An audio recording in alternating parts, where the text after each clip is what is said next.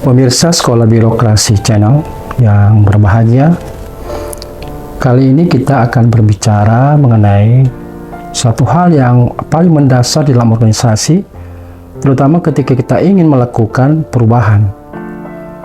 Tetapi kenyataannya, mengapa upaya kita untuk melakukan perubahan yang kita sebut dengan manajemen perubahan itu, dan ini menjadi bagian dari penekanan dalam aspek-aspek reformasi birokrasi, kurang berhasil dilaksanakan.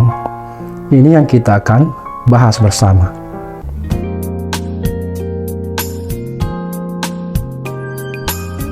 Hal yang pertama yang saya kira penting untuk kita ketahui bersama, apa sih yang dimaksud dengan manajemen perubahan? Dari berbagai literatur yang kita telusuri, dipandang bahwa manajemen perubahan ini sangat dibutuhkan ketika keinginan organisasi melakukan perubahan. Dan hampir peristiwa kegagalan pemerintah daerah itu di dalam melakukan perubahan, penyebabnya karena gagal menerapkan manajemen perubahan. Manajemen perubahan adalah proses yang digunakan oleh organisasi untuk merencanakan, mempersiapkan, dan mengimplementasikan perubahan dalam lingkungan kerja mereka yang mengelola organisasi. Tujuannya tiada lain adalah untuk membantu organisasi mengatasi perubahan yang dihadapi, seperti perubahan teknologi, perubahan kebijakan, perubahan struktur organisasi, yang mungkin juga perubahan budaya organisasi. Manajemen perubahan ini melibatkan identifikasi dan penilaian akan dampak perubahan, merencanakan dan mengimplementasikan strategi perubahan, mengkomunikasikan perubahan ke seluruh organisasi, serta mempersiapkan pegawai dan pemangku kepentingan lainnya agar bisa atau dapat menghadapi perubahan yang dilakukan tersebut. Manajemen perubahan juga dapat membantu organisasi di dalam meningkatkan adaptasi serta fleksibilitas organisasi di dalam menghadapi perubahan yang terjadi di lingkup eksternal dan internal organisasi sendiri. Dengan mengimplementasikan manajemen perubahan yang efektif, maka organisasi dapat meminimalkan resistensi atau sikap tidak mendukung dan bahkan menentang, dan selanjutnya mampu meningkatkan partisipasi pegawai di dalam proses perubahan, sehingga menciptakan lingkungan kerja yang lebih produktif dan efektif. Kesimpulannya adalah bahwa manajemen perubahan adalah proses penting di dalam keberhasilan dan perkembangan organisasi yang mengalami perubahan, yang dapat membantu organisasi di dalam menghadapi tantangan dan memaksimalkan peluang yang ada. Mengapa ini penting? Karena itu kita perlu mengetahui apa akibatnya jika tidak dilakukan manajemen perubahan terhadap organisasi. Jika tidak dilakukan manajemen perubahan dengan baik, maka akan berdampak negatif pada organisasi.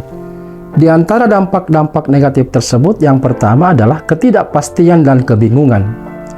Perubahan yang tidak dikelola dengan baik bisa menimbulkan ketidakpastian dan kebingungan di kalangan pegawai dan pemangku kepentingan lainnya.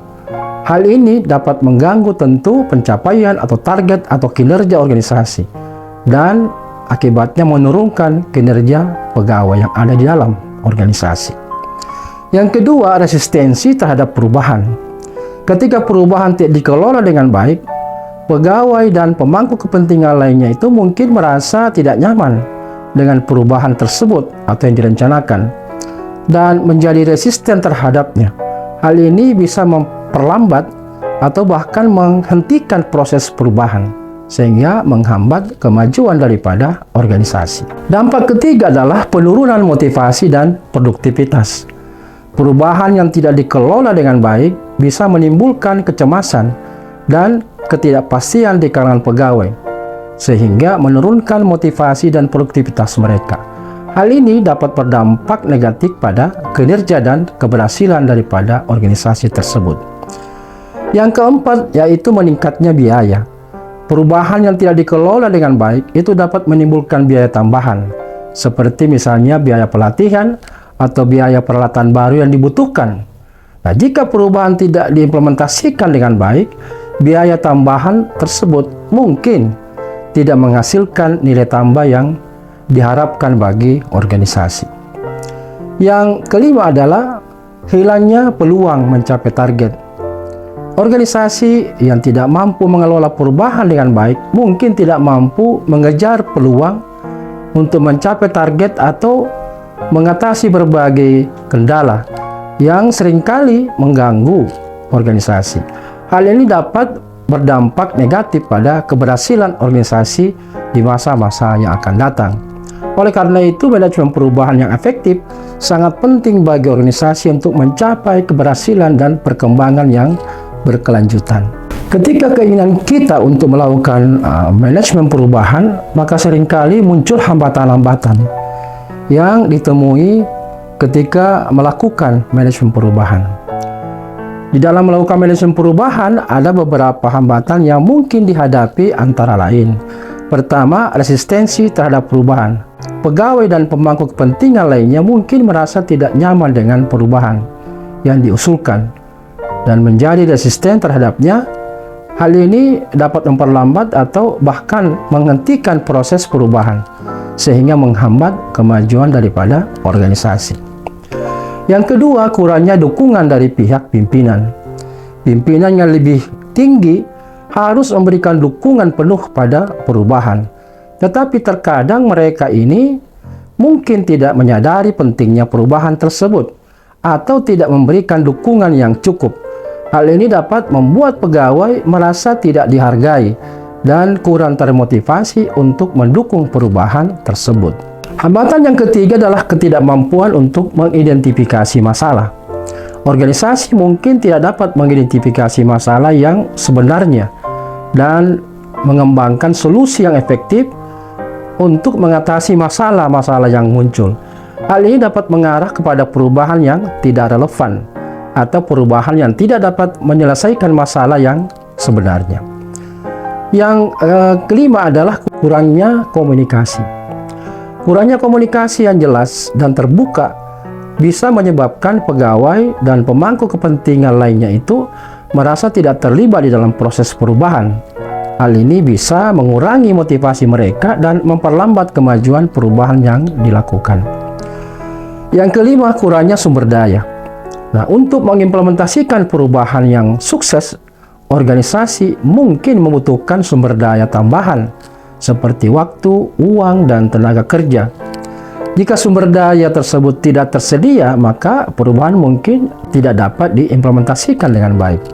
Nah, oleh karena itu, penting bagi organisasi untuk mengidentifikasi dan mengatasi hambatan-hambatan tersebut untuk memastikan keberhasilan manajemen perubahan dapat dicapai di dalam organisasi yang kita pimpin.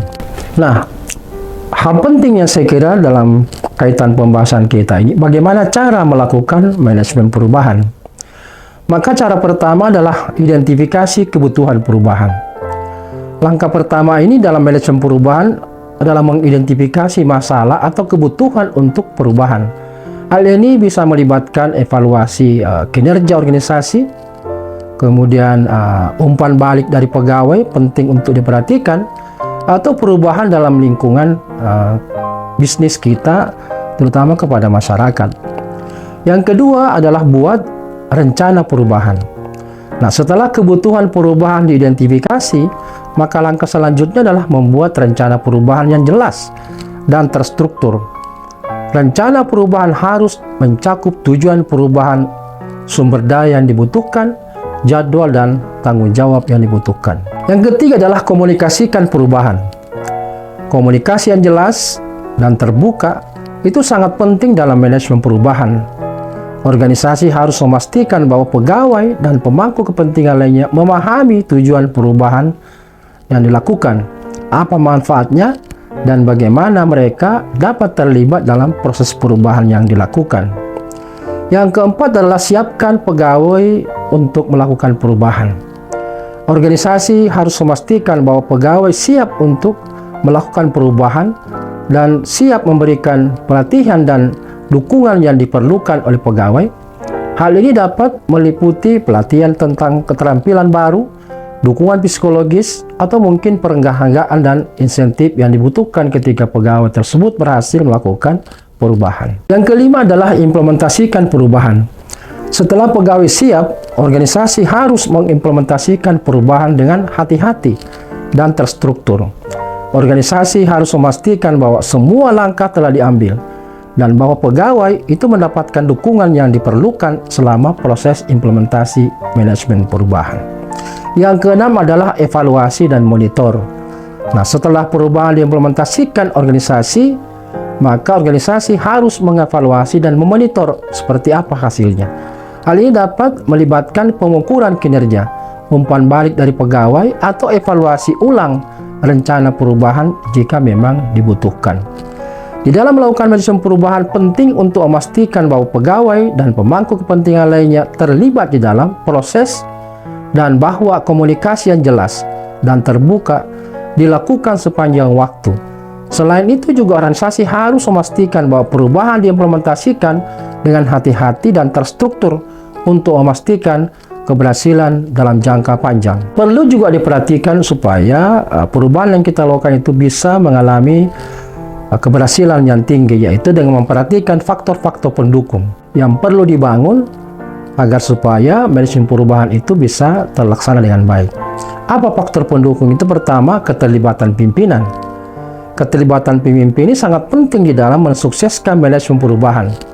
Pemimpin harus memimpin dengan contoh dan memberikan dukungan penuh terhadap perubahan yang direncanakan.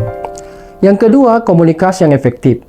Komunikasi yang jelas dan terbuka itu sangat penting di dalam memastikan bahwa pegawai dan pemangku kepentingan lainnya memahami tujuan perubahan dan bagaimana mereka dapat terlibat dalam proses perubahan yang dilakukan. Yang ketiga adalah keterlibatan pegawai. Keterlibatan pegawai dalam proses perubahan sangat penting. Pegawai harus merasa terlibat dan juga memiliki rasa terhadap perubahan yang dilakukan tersebut. Faktor pendukung keempat adalah pelatihan dan dukungan. Pelatihan dan dukungan yang diperlukan itu harus diberikan kepada pegawai untuk mempersiapkan mereka di dalam menghadapi perubahan. Hal ini dapat mencakup pelatihan keterampilan baru, dukungan psikologis yang dibutuhkan, atau juga mungkin memberikan penghargaan dan insentif bagi mereka yang berhasil melakukan perubahan. Faktor pendukung kelima adalah rencana perubahan yang jelas dan terstruktur. Rencana perubahan yang jelas dan terstruktur itu sangat penting dalam memastikan bahwa perubahan diimplementasikan dengan sukses. Rencana-rencana tersebut harus mencakup tujuan perubahan, sumber daya yang dibutuhkan, kapan jadwal pelaksanaannya, dan siapa yang bertanggung jawab.